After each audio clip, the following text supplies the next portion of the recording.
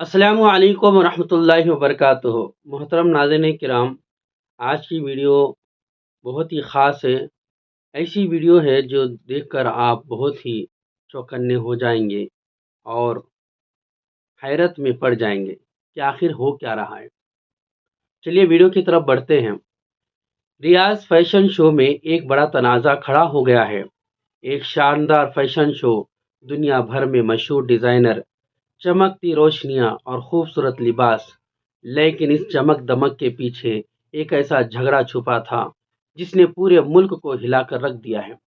ये fashion show रियाज में मुनाकिद हुआ था, जहां मशहूर लिबनानी डिज़ाइनर ईली ने एक ऐसा डिज़ाइन पेश किया जिसने हर तरफ तूफान खड़ा कर दिया।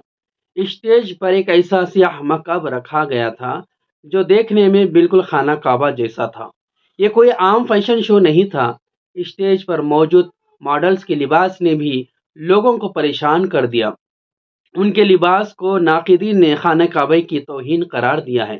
ये वाक़या सऊदी अरब के सकाफ़ती और मजहबी इक़्तिदार पर एक बड़ा सवाल था। मुसलमानों के लिए इसकी अहमियत का अंदाज़ा लगाना बहुत मुश्किल है। ऐसे में उसकी शिबह वाले किसी भी डिज़ाइन को मजहबी जज्बात को ठेस पहुँचाने वाला समझा जा सकता है। सऊदी अरब का ऐसा मुआशिरा है जहाँ मजहब को बहुत अहमियत दी जाती है। यहाँ मजहबी इक़्तिदार को बहुत संजीदगी से लिया जाता है। ईली ने ये फैशन शो इन इक़्तिदार के खिलाफ एक खुला चैलेंज था। क्या ये सिर्फ एक डिज़ाइन था या मजहब की जानबूझकर तौहीन? एक ऐसा सवाल है जो सबके जहन में घूम रहा है। जैसे इस फैशन शो की तस्वीर और वीडियो सोशल मीडिया पर फैली, पूरी दुनिया में गम गुस्से की लहर दौड़ गई।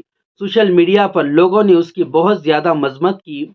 हज़ारों लोगों ने उसे मजहबी जज्बात को ठेस पहुंचाने वाला करार दिया। ये मामला सिर्फ सोशल मीडिया तक ही महदूद नहीं रहा।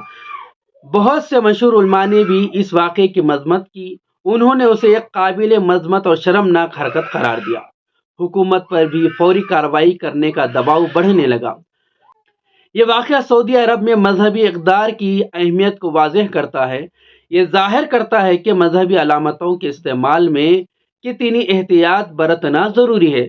इस वाक़े के बाद ये बात बिल्कुल वाज़ेह हो गई है कि मुस्तक़बिल में ऐसी किसी भी हरकत को बर्दाश्त नहीं किया जाएगा।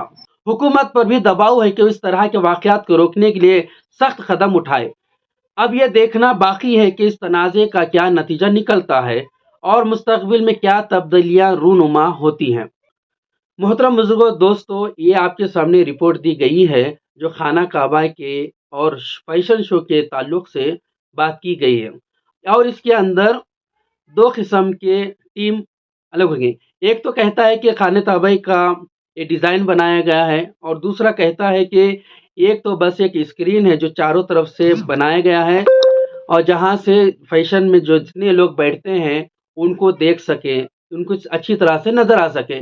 मगर बात यहीं पर ख़त्म नहीं हो। बात यह है कि एक ऐसा मुल्क हो जहाँ इस्लामी हुकूमत हो, जहाँ से इस्लाम का फैलने का ज़रिया हुआ हो, जहाँ से इस्लाम फैला हुआ हो, वैसी जगह रियाज के अंदर अगर ऐसी चीज़ें हों जहाँ पर उन्यानियत आम होने लगे, रक्स होने लगे, हाँ, तो हालत क्या होगी दुनिया की। जहाँ पर इस्लामी हुकूमत के अंदर ये अलग हालात होंगे तो और दुनिया की क्या हालत होगी जहाँ पर इस्लामी हुकूमत का नज़्म नहीं होगा।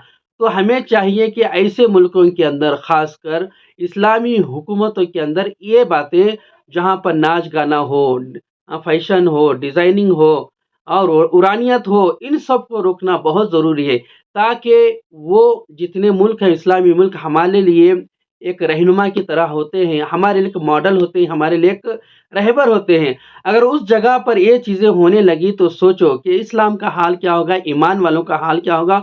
और मुल्क के अंदर जहाँ पर ईमान को लेकर, मुसलमानों को लेकर बड़ा तनाज़ा खड़ा हो रहा है, जहाँ पर लोगों की बहुत बड़े फसाद होने लगे हैं, तो ऐसे हालत में मुसलमानों का क्या हाल होगा।